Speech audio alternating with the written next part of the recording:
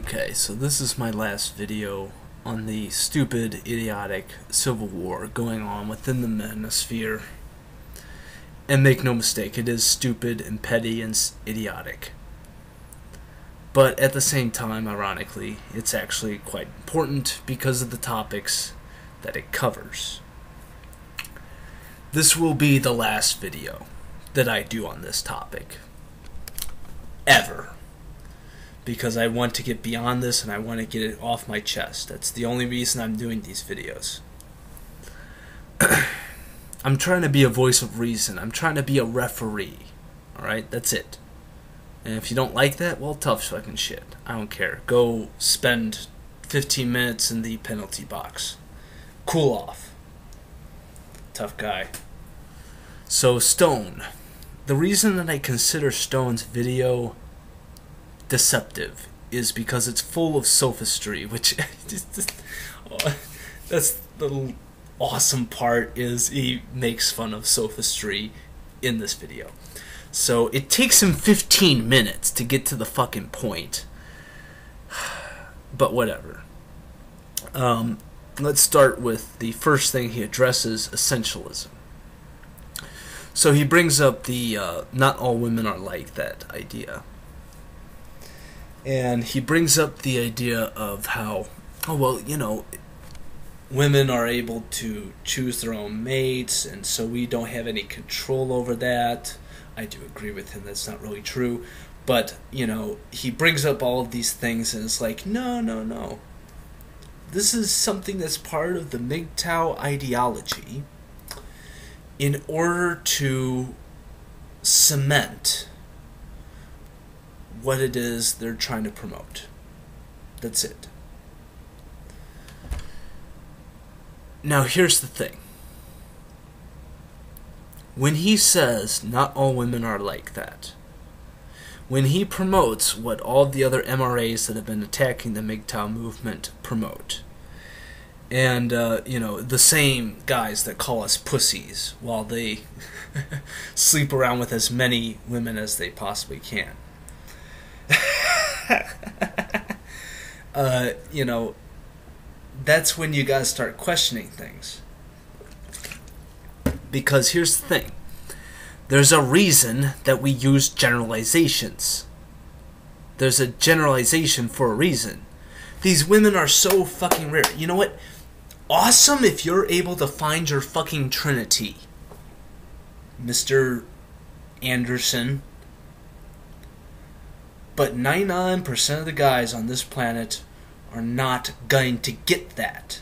And that is the reason for this assumption of essentialism. It has nothing to do with actually believing what he's talking about. Stone is claiming that we truly believe that it's hopeless, and so we avoid women entirely. This is where the gynophobia comes in, which I'll come into in a sec. But, you know, that this is a straw man, and this video is filled with straw mans. Because that's not what I hear from the MGTOWs in any way, shape, or form. What I hear is the essentialism of saying, you know what, we're just going to assume all women are like that because it's pointless to not do that. It's pointless to waste all of your time trying to find a needle in a haystack. You know? It really is that simple. And so that pretty much takes care of essentialism. See what I mean? See what I mean by sophistry? Oh, I almost forgot, though. The thing about what he's saying is he promotes marriage and having kids as if it is the apex of a man's life. And I do you really believe that, Stone? If you're watching this, do men really believe that? I don't want kids, man. No. I've already stated that in a previous video. That's something you do when you're young. See, and that's the thing. It's like, why is he promoting this? It's almost like he's trying to fit his narrative for a certain audience. Do you see what I mean? So, alright, now let's move on. Now, the next thing that he brings up is sophistry and pseudoscience, quote-unquote. As if we're to take anything that the MRAs say as science. I mean, most of what MRAs quote is not really an accurate science anyways. Like evolutionary psychology. I mean, and there's other ones that I don't care to look up the names and cite. I'm sure you all know what I mean.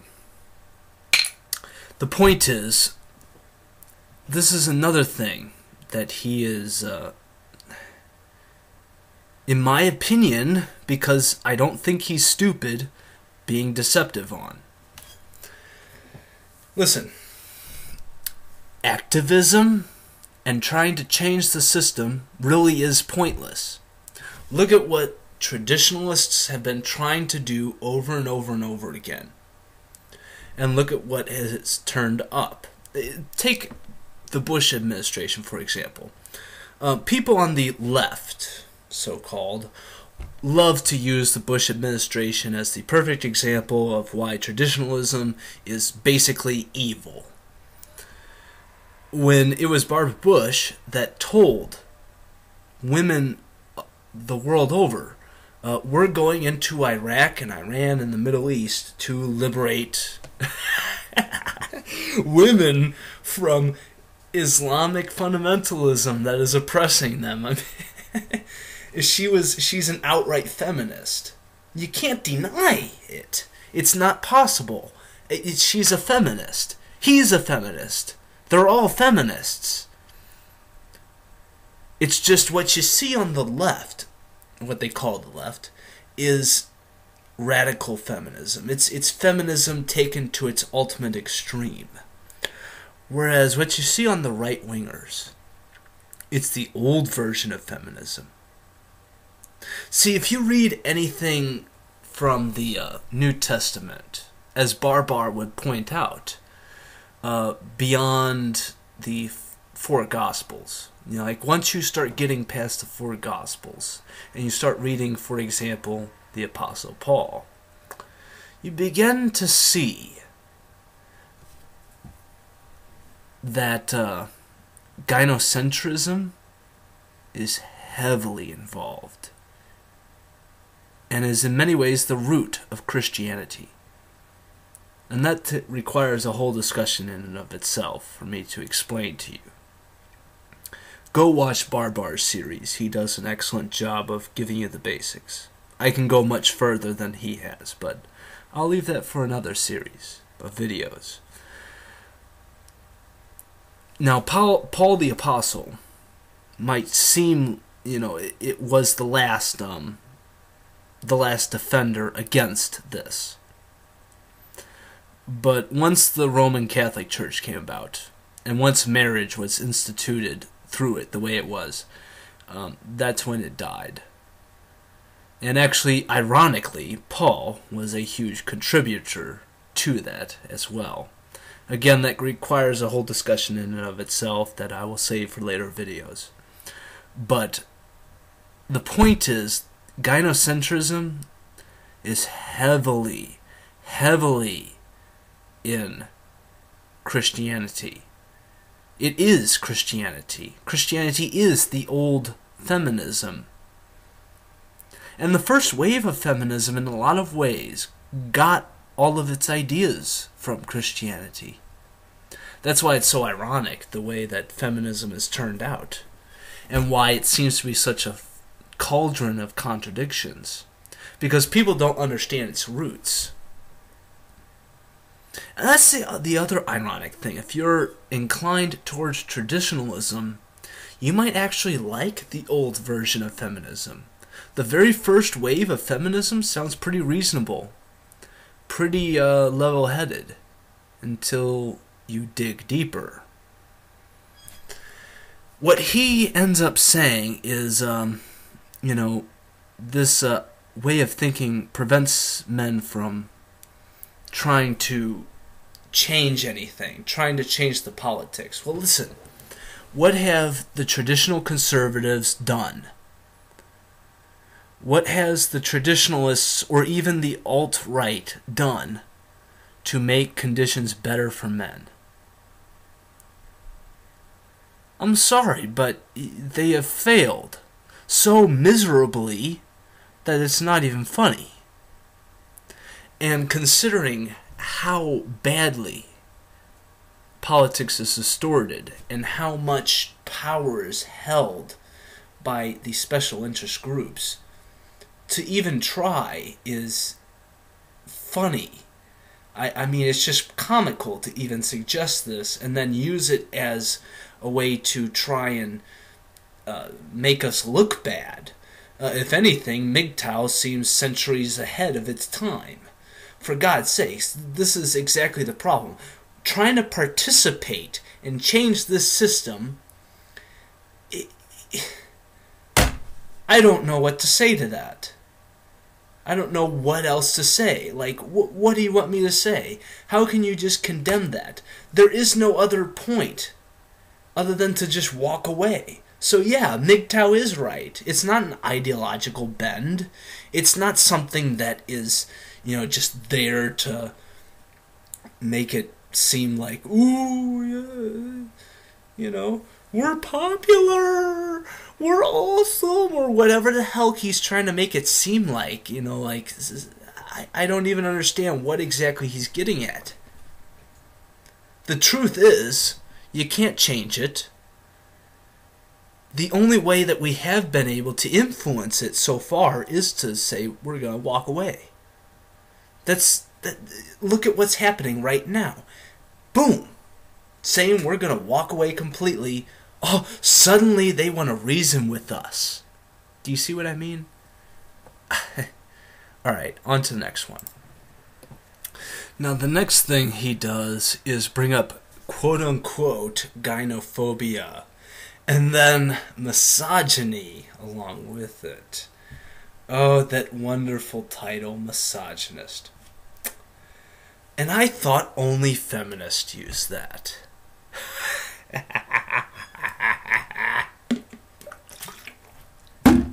See what I mean by deceptive? It just reeks of deceptiveness and sophistry. He himself is being deceptive and sophistic. Anyways, he basically claims that MGTOW say never trust a woman. A woman is your enemy. Men and women can't be friends. Yada yada yada. Really? Can you cite one MGTOW that actually says that? See, now, I can think of one off the top of my head, Sexy MGTOW, that more or less claims that per se, but if you listen to him closely, he's not actually saying that. What he's saying is no different than what you, the MRAs that this guy Stone supports, and every other PUA says, which is that, listen, you can never be truly open with a woman. You can never completely give yourself over to her. You can never tell her everything about you. You have to be closed down and shut off from her, at least to some degree, or else she's going to lose respect for you. She's going to lose interest in you, and this is a fact. Now, does that mean that you can never trust a woman? No, even Sexy MGTOW will tell you the opposite. He's like, no, even he, and he's most guilty of this stereotype. Even he will tell you the opposite. Like, no, there's women who will surprise you. He still doesn't really trust them, but then again, neither do I. But I have a female friend who's almost like a sugar mama. And yet I still have a hard time trusting her. But here's the other thing. Is that really such a bad thing? See, that's sort of the irony is That's what PUAs tell you to do. There's a reason that they are able to be so effective with their seduction techniques. By doing exactly this, what he is condemning, you actually entice a woman to prove herself to you. And by her proving herself to you, she actually forms a bond with you. She actually gains great respect for you to the point in which she submits to you. And that's when you can actually begin to open up little by little. And so this isn't even true. This is a straw man as well. Because no, that's not what we're saying. What we are saying is that most women are not like this. Most women really are your enemy. Even the MRAs that he's basically siding with will tell you that. It's another straw man. These and gynophobia, misogyny.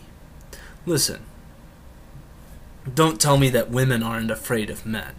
If they weren't, there would be no such thing as feminism. And calling us misogynists, talk about shaming language. I mean, couldn't you have picked a better term? I trust some women to a certain degree. And I do not view all women as enemies. And another thing to keep in mind, it sort of depends on where you live. Like, if you live in a blue state, well then yes, all women are your fucking enemy. Because chances are they're fucking hardcore feminists. Because they vote Democrat all the time. But if you're in like a red state especially if it's a red state, if the people around you are hardcore Republicans, well then this doesn't even apply. It just goes back to the, complaint about gynocentrism, the old version known as churchianity. Christianity, this traditionalist view of things, which isn't as bad, but still, it doesn't go against our point. It still proves him wrong. But if you're in like a purple state, well, then it's actually even better, because then you can kind of get the best of both worlds. If you live in a purple state where people are very right-leaning, but they don't really like the Republicans, you're in the best position. The women in that area are probably the best kind of women to be around, because they're balanced. So there's another huge straw man. Tisk, tisk, tisk. Now the next thing he brings up is quote-unquote projection. Dude, you're the one that's projecting. Because what you're promoting is traditionalism. What you're doing is concern trolling. He's taking everything that he's accusing MGTOW of and being it himself. When some MGTOW says, hey, what do you care? I'm just going my own way. I'm not going to get married. Oh, I disagree with you on not all women are like that. Oh, well, I don't care. You're just a misogynist. You're just afraid of women. Well, no, I'm not. I just don't care. I want to go off and do my own thing. I want to be fucking free for a change. He interprets that, apparently, as striking a nerve. I'll say that again. He's interpreting that as striking a nerve. I interpret a 30-minute video trying to debunk MGTOW quote-unquote ideologues with strawmans and projections of his own as us striking a nerve in him. And the very fact that he's admits that he's challenging the MGTOW quote-unquote ideology proves that point. Like, what do you care? Seriously, if this all sounds so weird to you and so misogynistic and so counterproductive, well then why do you care? Why are you making a 30-minute video trying to pick apart our so-called ideology. I mean, no. The reason men come to MGTOW is because men get sick and tired of not finding that mythical woman who is not like that. The reason men come to MGTOW is because they get sick and tired of the traditional gynocentrism. They see past this churchianity, hey, let's find the right girl and marry her. Crap. That's all it is. Period. End of discussion. It has nothing to do with projection. It's us asking a legitimate question. Why are you coming at us with all of this crap and calling us misogynists and labeling us in this way and saying we're counterproductive, yada yada yada, all of this rhetoric that means nothing to me, by the way, only to then turn around and advocate the very thing that made us turn in this direction in the first place. See what I mean? Yet another straw man. And then the final one. Nihilism and apathy. And this is the part that I love the most. He wants to claim that, oh, we don't care. Doesn't matter to us. He wants to basically say that, well, our apathy, our nihilism, our we don't care attitude, we don't want to be bothered with that bullshit. Oh, that's just an act, to reduce cognitive dissonance. We're just saying that. It's not something that we can prove, because it's difficult for us to prove that. Because, hey, why would we be making videos in the first place? Because we're human beings that need to get it out of our fucking systems.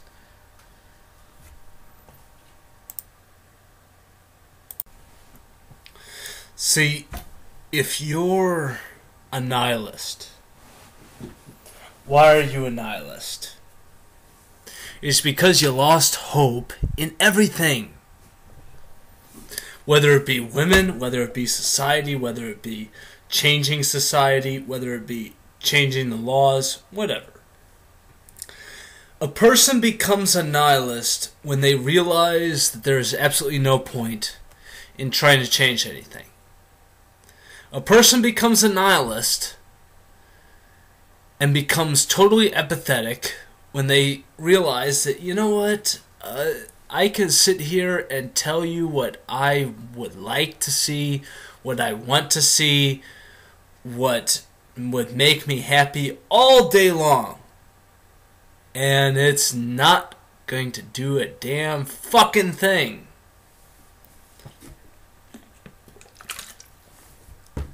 See, that's the biggest problem with this little measure of his. He just doesn't understand. It's like this fucking kid was raised by Mitt Romney or something. Like, he got everything that he wanted. Oh, there's nothing that could possibly happen that would make us want to be so negative. Fuck you, man. Jesus Christ. I mean, this video is so stupid. This video of his.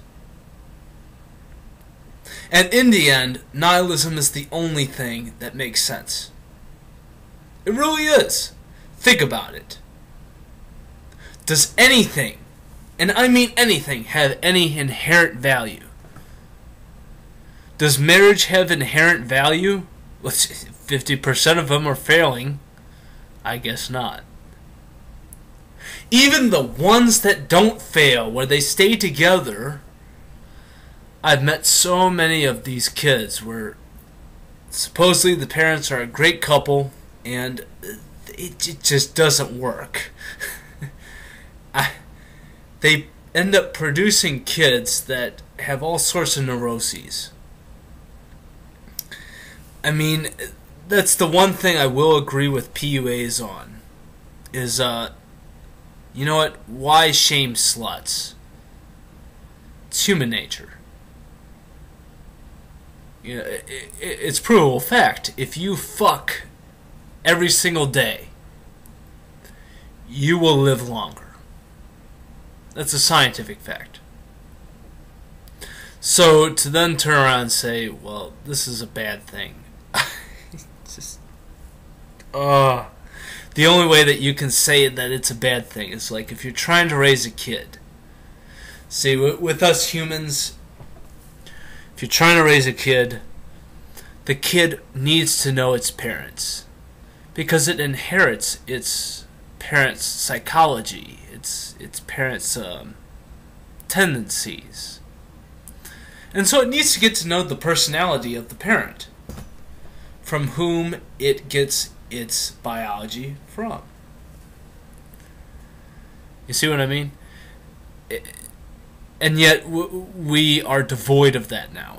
You know, like even if a father does stay with the mother, he cannot actually teach the kid anything. I cannot tell you how much I envy kids that were able to have a father in their life. Because even though my parents are still married, that's all my dad does is work. And so it's one of those things where it's like, well, so what? So what if they're married? So what if I had dad? So what if any of this bullshit? He wasn't an actual dad. He didn't teach me any life skills. He didn't show me how to be a man. He still doesn't do any of the things that a man is supposed to do for his kids. And so what is the point of the father being there? Do you see what I mean? And so what exactly is wrong with the nihilism that he's describing?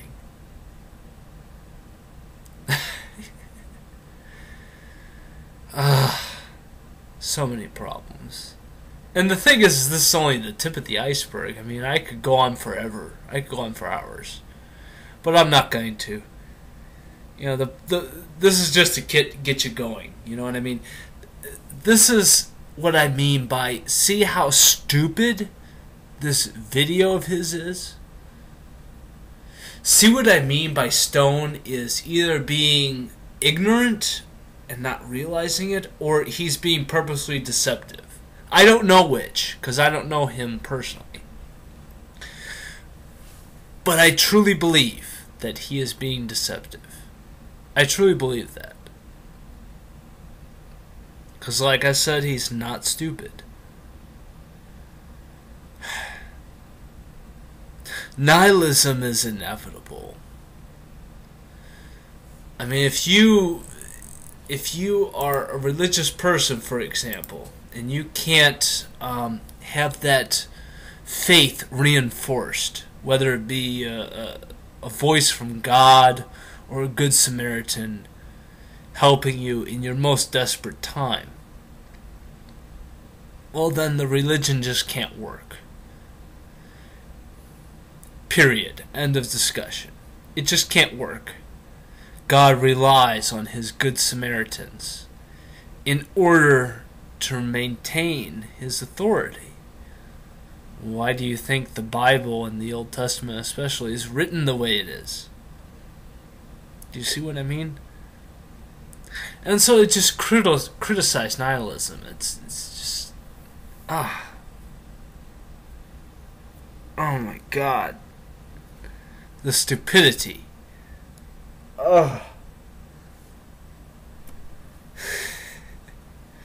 So Stones,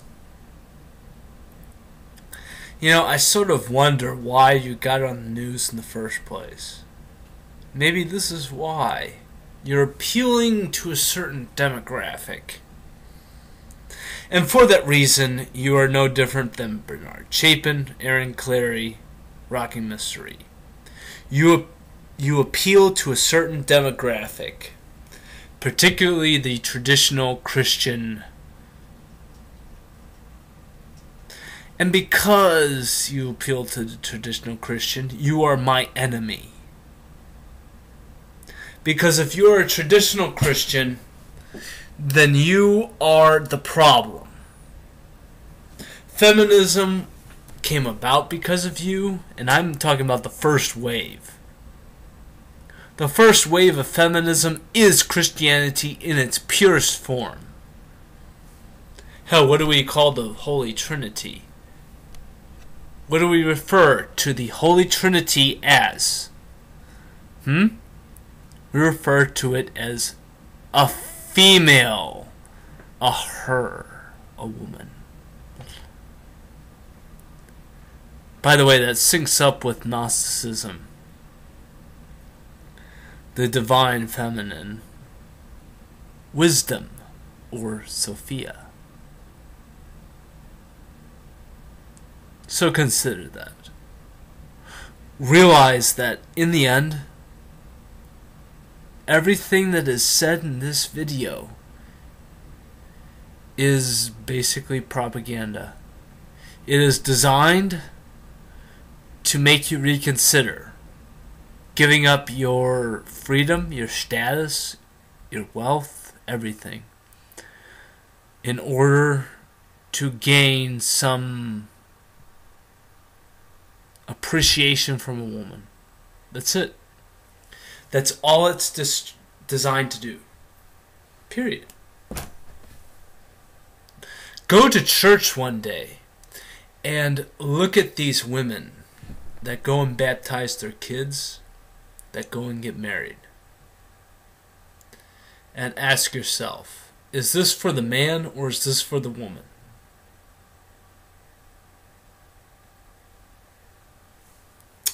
That's all I got for today, folks. Take care.